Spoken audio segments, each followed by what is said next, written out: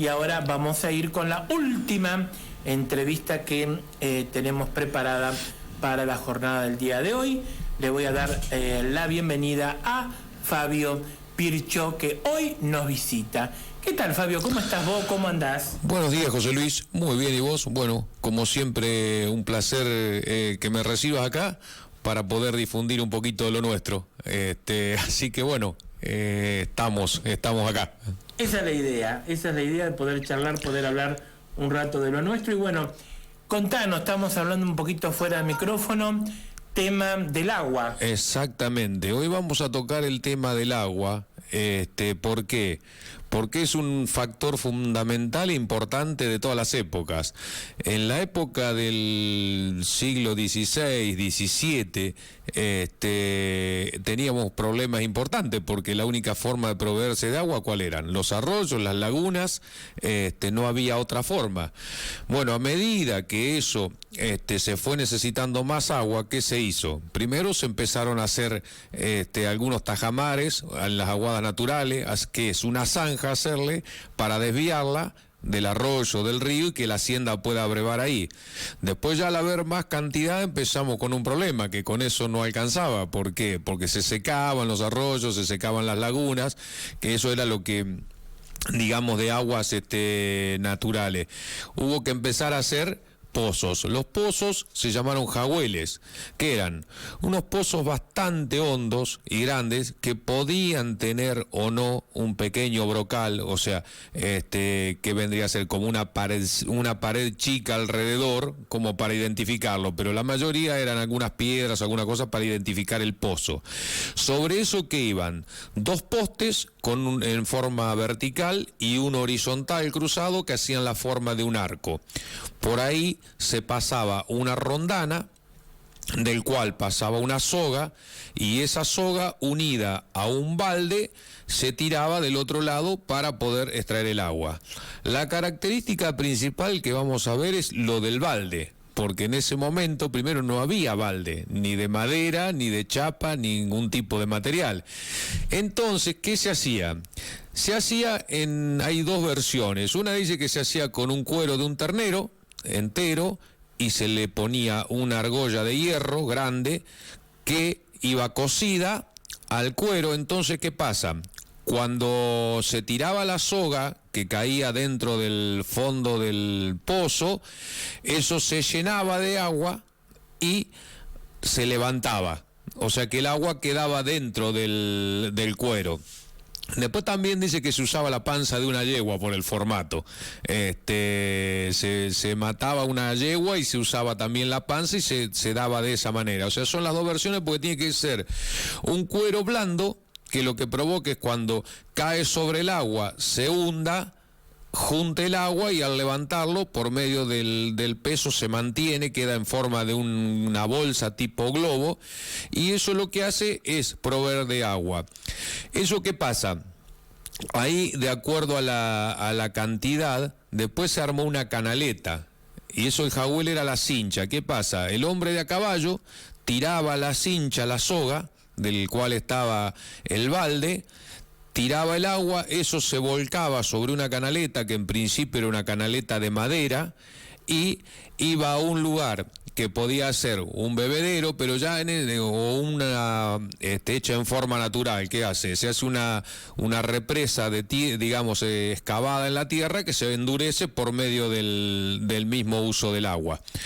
Y después ya evolucionó eso a una canaleta de chapa. Ya fuimos mejorando. Después el balde pasó a ser un balde de madera con el fondo en forma de batiente, digamos, cosa que era de suela. Cuando caía en el agua se levantaba el fondo y se volvía a tapar por el mismo peso del agua. Y se usaba el mismo sistema, o sea, tirarlo a la cincha con el caballo y de ahí volcarlo en la manga o canaleta, y eso iba al bebedero. Ya ahí estamos hablando de proveer de agua a la hacienda. ¿Por qué?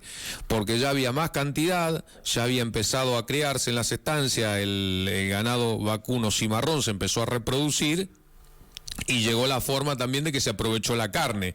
Entonces no era solamente el cuero ni el cebo, ya había que tratar de darle un bienestar al animal. Como no había alambrados, entonces cuando no había, en las épocas de sequía principalmente, se usaban los jagüeles. Por eso el famoso dicho de Martín Fierro que dice que hasta la hacienda baguala caía el jagüel con la seca. No hay otra forma, cuando no hay agua, la hacienda la busca, olfatea, y busca el agua y llega. Que actualmente podemos hablar que en las zonas de monte y todo se sigue haciendo el sistema de cerrar las aguadas para poder juntarla cuando hay que juntarla, tanto sea en los montes como en la zona montañosa, en lo que es la zona de San Luis, San Juan, todo eso se usa el mismo sistema, le cierran las aguadas y tienen que caer en algún momento. Y después ya en el rancho, después en el principio del siglo XIX, se empezó a evolucionar con el aljibe. El aljibe es una cosa más moderna. Ya estamos hablando más de primero en la ciudad, digamos en la ciudad. ¿Qué tiene el aljibe? ¿Qué particularidad tiene? El aljibe tiene la particularidad de ser un pozo en profundidad que va calzado con ladrillos para abajo y tiene un brocal de 1 metro y medio más o menos de altura en algunos casos. Tiene un arco de hierro por el cual se pasa el balde, la rondana y la soga con el balde, y tiene la particularidad que tiene tapa para que no se ensucie. Y también en las casas de la colonia había canaletas en los techos que hoy por ejemplo, si acá la podemos observar en la estación Sud, porque las caídas de las estaciones tenían, en vez de caer hacia el andén, caen hacia adentro. Bueno, esos techos, la función que cumplían, tenían una canaleta. Esa canaleta junta el agua y de ahí va a parar al aljibe, o sea que también se potabilizaba el agua a través del agua de lluvia, ya que es un pH neutro. Eso es un poquito la evolución de cómo se fue trabajando el tema del agua, hasta, bueno, llegamos al resto de las aguadas, bueno, después la bomba, después los molinos y ese tipo de cosas.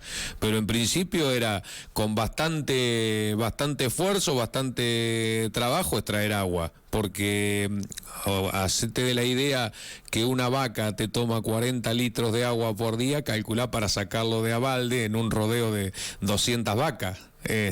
Mínimo, estamos hablando en la época de sequía, era muy complicada, inclusive hay un relato en el libro de los campos porteños de Benito Lynch, de las épocas de mucha sequía, que la hacienda no daban abasto a sacar en los jagüeles y llegaban a caerse adentro de los jagüeles, desesperada por tomar, porque la vaca cuando tiene sed no respeta alambrado, nada.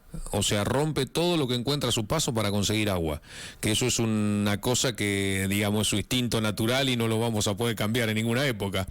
Así que el tema del agua es un factor importante desde todas las épocas. ¿Cómo se hacía o cómo se determinaba en esa época, en esos momentos, ¿no?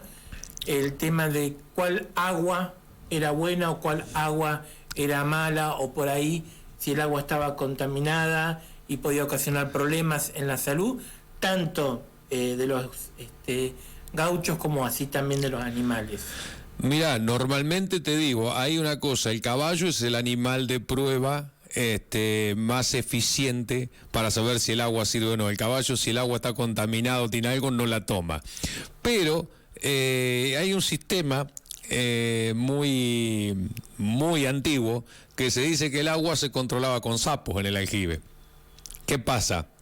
Si el sapo no vivía en el aljibe, porque el sapo al morir pasaba a la superficie, ¿qué hacía? Quería decir que el agua estaba contaminada. Entonces, ¿qué se hacía con eso? Se entraba a sacar agua, voltearla, sacarla afuera, hasta que empiece a verter agua en forma potable. Ese es el control más antiguo de calidad que hubo, el sapo. Hoy en día existen distintas técnicas, distintas herramientas y formas para averiguar dónde hay agua Sí. o cómo se puede sacar Claro, agua. hoy con un control de pH del agua, vos sacás una muestra de agua, la llevás al laboratorio y ahí te hacen el control de pH, que puede ser salina, puede ser alcalina, inclusive, por ejemplo, para lo que es trabajos en agronomía, lo que es pulverizaciones y eso, hay correctores de pH para poder fumigar. Entonces ya directamente estás fumigando con un agua con pH neutro. Ahora, ¿cómo se hacía en esa época? ¿Cómo se encontraba agua en esa El época? agua normalmente se ¿Cómo encontraba... se hacían los pozos? Claro, el agua normalmente se encontraba por una visión muy empírica para sacar agua. La más antigua es buscar donde había duraznillo blanco. Donde había duraznillo blanco había agua dulce.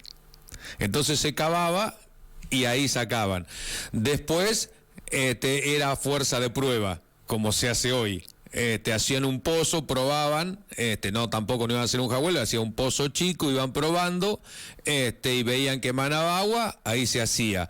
Pero siempre el duraznillo blanco fue el lugar indicador del agua más fácil. Siempre los pastos más o menos te van marcando dónde hay agua. Eso es un tema, inclusive los bajos y qué sé yo, fíjate que siempre vas a encontrar duraznillo. Ese es uno de los factores, que ahí cerca hay agua, siempre donde está el duraznillo blanco. Bien, Fabio, te agradezco por estos minutos, te agradezco por la posibilidad de esta entrevista y bueno, seguramente el próximo viernes sobre nuestras tradiciones y la actividad del gaucho nos estaremos volviendo a reencontrar. Exactamente, porque como siempre digo, y no me canso de repetirle, que en todas las historias y todas las etapas de nuestra patria participó el gaucho. Así que vamos a seguir difundiendo, ya que nos das la posibilidad de difundir lo nuestro en nombre de todos los tradicionalistas, ¿no es cierto? Así que, José Luis, muchísimas gracias por todo. Un gusto, hasta la próxima. Hasta la próxima, José Luis. Gracias. Muy bien, así pasaba entonces en nuestro